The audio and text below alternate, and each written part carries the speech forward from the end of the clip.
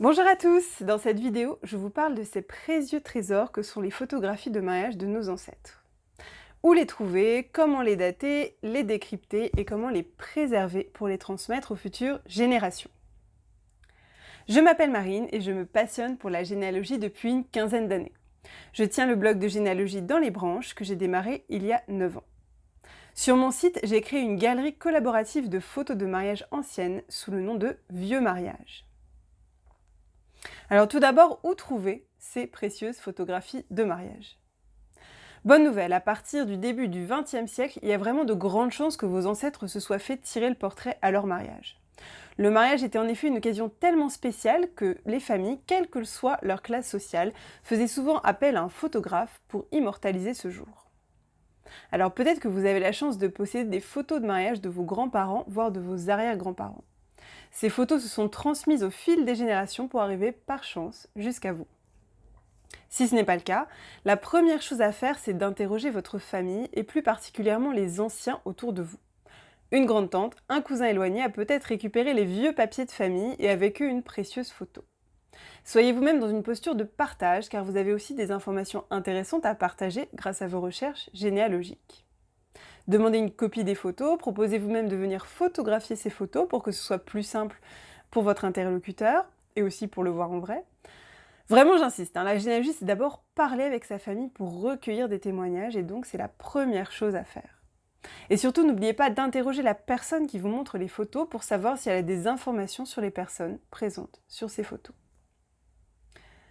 Si malheureusement les photos n'ont pas été gardées dans la famille, il vous sera difficile de les retrouver, sauf gros coup de chance. Mais on ne sait jamais.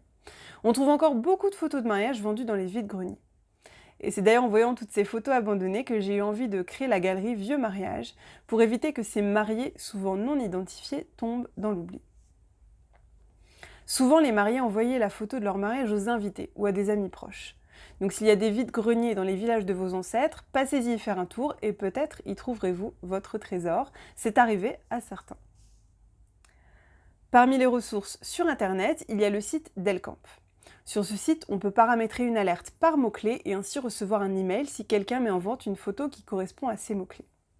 Je vous conseille alors de vous créer des alertes avec les noms de famille de vos ancêtres, mais aussi les noms des villages où ils ont vécu, au cas où le vendeur de la photographie n'aurait pas d'autres informations.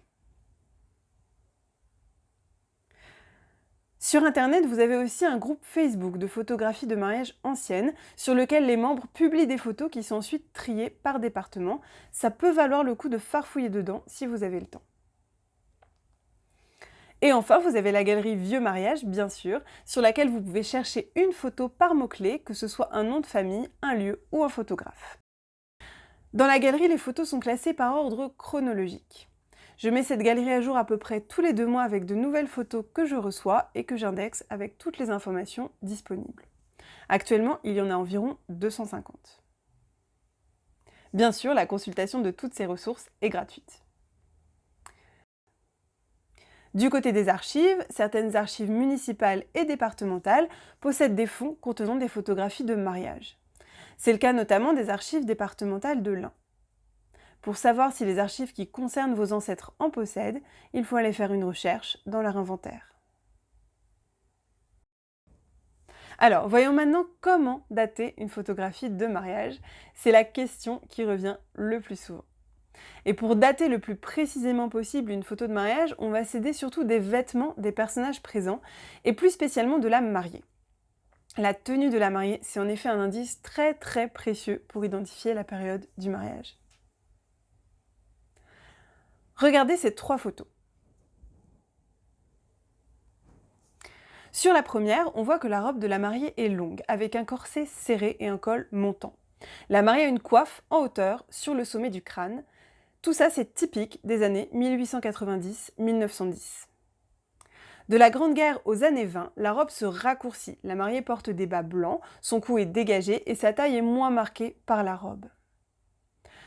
De 1930 à la Seconde Guerre mondiale, la robe est droite avec une ceinture.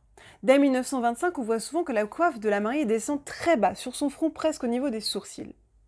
Et à la fin des années 30, on voit une recrudescence des robes avec une longue traîne.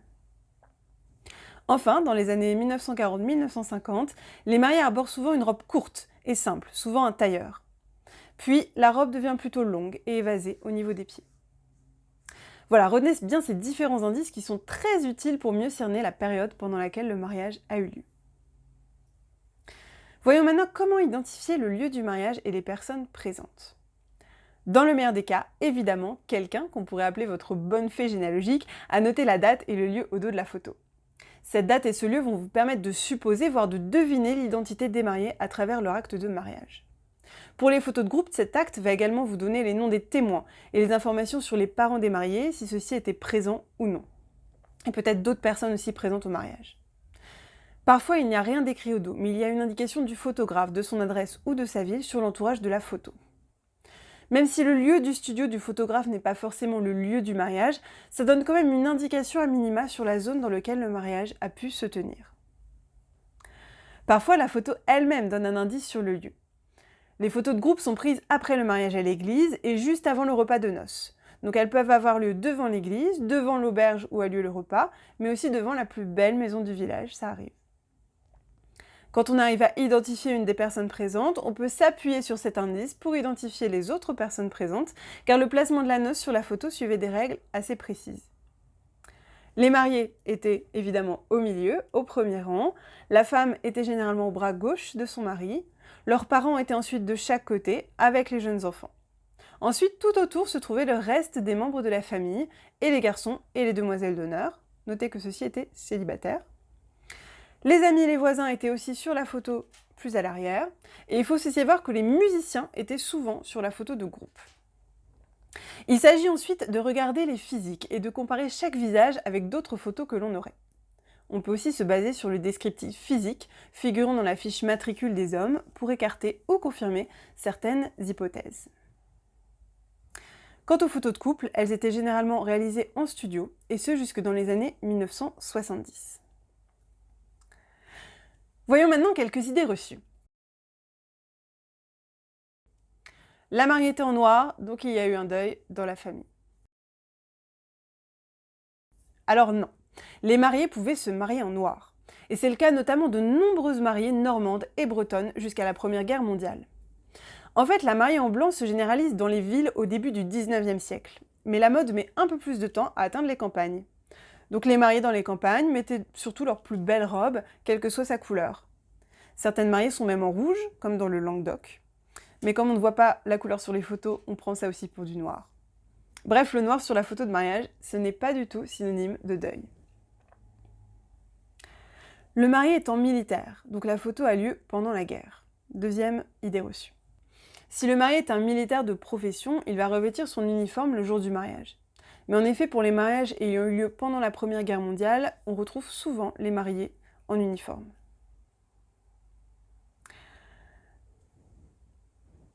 Troisième idée reçue, il ne sourit pas, donc ce n'était pas un mariage heureux. Alors là, il faut savoir qu'à l'époque de nos arrière-arrière-grands-parents, prendre une bonne photo de mariage, ça nécessitait que les personnes photographiées posent longtemps, restent immobiles.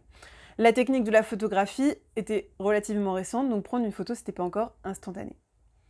De plus, contrairement à aujourd'hui où une bonne photo de mariage véhicule une émotion et donne une image joyeuse, à l'époque, la photo de mariage, ça servait plutôt à retranscrire le rang social de la famille en renvoyant une image de respectabilité avec une pose neutre et même de richesse avec le décor de la photo. Et après, que faire de toutes ces photos que vous possédez? Vos photographies de mariage anciennes sont par leur nature chimiquement instables. Donc il faut les conserver à l'abri de la lumière, de l'humidité, de la chaleur et de la pollution. Bien sûr, on n'a pas tous du matériel de professionnel pour bien les conserver, donc voici quelques conseils pour faire au mieux. C'est la lumière qui est la plus nocive pour vos photos, car elle va les faire pâlir ou les faire jaunir. Accrocher vos photos originales au mur, c'est donc diminuer leur espérance de vie. Mais si comme moi vous pensez que ces photos doivent être mises en valeur et pas enfermées dans une pochette au fond d'un tiroir, vous pouvez très bien en faire des copies de haute qualité et accrocher ces copies encadrées au mur. De cette manière, vos photos seront mises en valeur, mais l'original sera préservé.